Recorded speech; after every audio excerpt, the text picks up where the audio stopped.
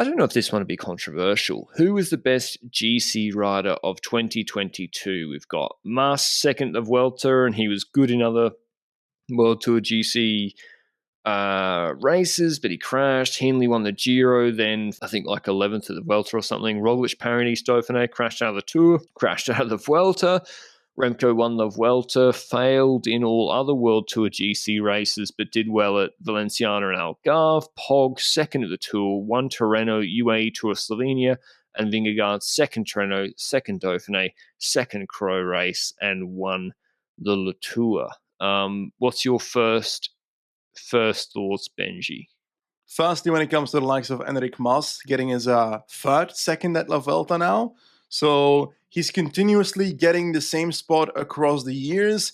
Is he necessarily getting better? I do believe that Mas is getting stronger over the years and that this was probably his best half season, the last 6 months that he's had in his career, most likely for Enric Mas. So I'm pretty hyped about him, but I don't necessarily put him on the podium because there's more riders that did more in the season, that won more Grand Tours and so forth, like a Jai Hindley who won the Giro d'Italia. It was really only that Giro for Jai Hindley, and it's really inconsistent throughout the season, so that's also like a minus point for him, in my opinion, despite winning that Giro, which is high up on my list. But this show, as always, is brought to you by Zwift. Whether you're just starting out on your cycling journey or looking for those final tune-ups ahead of a big event or race, Zwift is the online cycling platform that makes things fun, as well as being the named sponsor of the Tour de France firm avec Zwift and this podcast. If you want to find out more about Zwift, the platform, the race, go to Zwift.com, and if you want to try it out, you can get a free 7-day trial. Paris and Dauphiné being won by Roglic, who ends up crashing out of the Vuelta, crashing himself out of the Vuelta into Fred Wright. So that's kind of his own fault. And then we look at the Tour de France where Haybel just drops in front of him, and it was because the motorbike ahead kind of hit it, and it ended up on the road ahead of him. So that's unfortunate and not necessarily his fault compared to the Vuelta crash, I would say. But looking at that, it's a combination of bad luck at the Tour de France combined with the factor that he didn't really prove it in the bigger races because he crashed himself out in some races, like at the Vuelta. And we've seen that across the years of his career as well, that happens often. He's crash prone compared to other riders, let that be clear. But he's still one of the better GC riders in the world. He has those capabilities in the time trial, in the climbing, and has that punch at the end of races as well that is so feared by other riders. So that's what puts him in the top 4 for me. Whether that's on the podium or not, I won't reveal it yet. The other 3 names are obviously Jonas Vingegaard, who won the Tour de France, second at Tirreno and second at the Dauphiné, and second at the, Tour of Croatia behind Matej Mohoric, because he bottled it in an intermediate sprint in the last stage. Anyway, like, if we look at these performances, Jonas Vingegaard is the kind of rider where after the Tour de France, you'd think, where was he all this year? But he was there, second at the Tirreno and second at Dauphiné. He was just in the shadow of Pogacar at Tirreno and Roglic at the Dauphiné, at which he was, in my opinion, still a better rider than Roglic. We said it during our Dauphiné recap that we thought that Vingegaard was the stronger rider on the big climbs in the last weekend of that race. And Tadej Pogacar then, second at the Tour de France, winning Tirreno, winning UAE Tour, winning Tour of Slovenia, last of which I couldn't care less about because he was basically stomping his own teammates.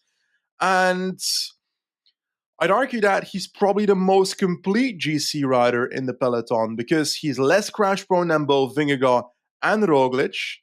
And I'd argue that when it comes to his ability to be good on all terrains, he's better than Vingegaard. His weakness at the Tour de France was the longer climbing, and also the fact that his tactics on stage 11, Granon stage, weren't necessarily the best in the world either. But that's also part of the team side, I would argue. Remco Evenepoel is the last one that is also on this list for me as potential winners of this trophy, and that is because he won La Vuelta a España, but he flopped in Tirreno and Swiss and the lead up towards the Vuelta. So that's also the inconsistency that matters. I think the Vuelta is a turning point for Remco Evenepoel, that he will be more and more consistent throughout the next season as well. So I wouldn't necessarily see that as a horrible thing. But first of all, before I give my top 3, Do you have any takes on these riders, and what would you argue is your third spot on your list? Third one's tough between Roglic and Evenepoel, because how do you balance 2 World Tour 1 weeks with the Grand Tour? And then, Roglic was still good in the Tour, but they crashed, but then the crashes are often his fault, but then the Tour one wasn't his fault. It's tough. Then Evenepoel, he won these .pro GC races.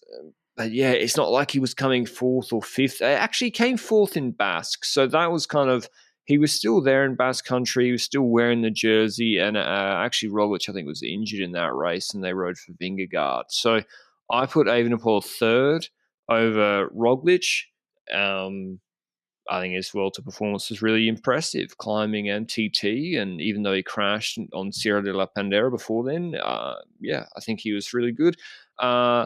Pogačar second, because Vingegaard smashed him at the Tour, and Vingegaard was also, I think, would have won the Dauphiné, on if he was just the out-and-out leader, but he wasn't. But he was very strong at the Dauphiné, and he was good at Tirreno too. So, yeah, I have Vingegaard first, Pog second, and Evenepoel third. And I think Mas might have been third if he hadn't crashed so much this year. He was really, really good, stepped up a bit.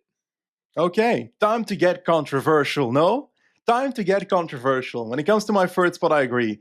Remco Evenepoel over Primoz Roglic, which in its essence, I would still argue that if we put Roglic against Evenepoel in the Tour de France head-to-head 5 out of 5 times next year, I'd argue that 3 out of 5 times Roglic would end up on top, but mainly due to the team strength of Jumbo. If that was like a 1v1 without Pogačar and Vingegaard in the picture, just because of the team strength, I put a Roglic above Evenepoel in that race. But this year, that was not the case. This year was clear to me that an Evenepoel was better at the one Grand Tour that he was focusing, while Roglic could not make it work at the Tour de France and the Vuelta, both because of crashes, but also just throughout the season, not overly consistent, only ended up winning Paris-Nice because of Wout van Aert by his side, which that would have been a real choke if Wout van Aert wasn't there. So we'd add it to that choke list he already had from the past.